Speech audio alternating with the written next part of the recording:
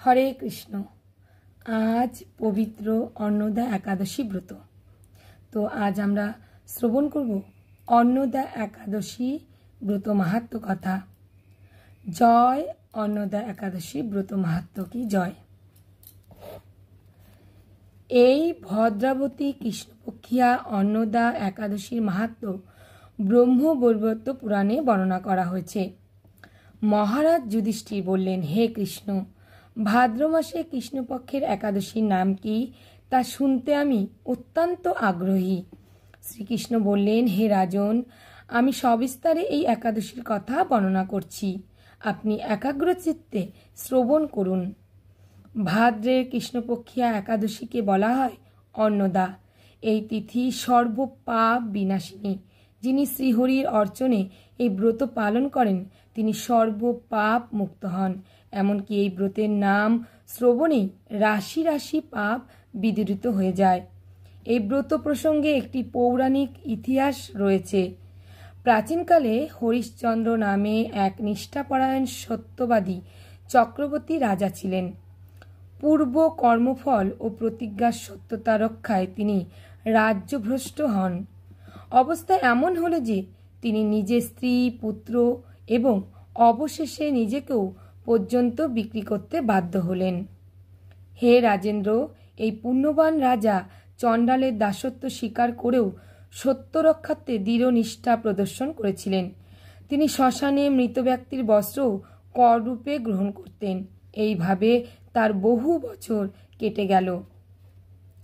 দুঃখ সাগরে নিমজ্জিত হয়ে কি করি, কোথায় যাই, কিভাবে এ দুর্দশা থেকে উদ্ধার পাই, এই চিন্তায় তিনি দিন রাত্রি বিভোর হলেন। এমন সময় দৈবক্রমে পরদুঃখ দুঃখী গৌতম ঋষি রাজার কাছে এলেন। রাজা মুনিকে দর্শন করে ভক্তি ভরে প্রণাম করলেন। করজোড়ে তার সামনে দাঁড়িয়ে একে একে নিজের সমস্ত কথা জানালেন।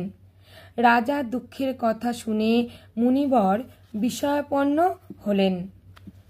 অত্যন্ত ব্যথিত হয়ে তিনি বললেন, হে রাজন, ভাদ্র মাসে কৃষ্ণপক্ষের একাদশী অন্নদা নামে জগতে প্রসিদ্ধ।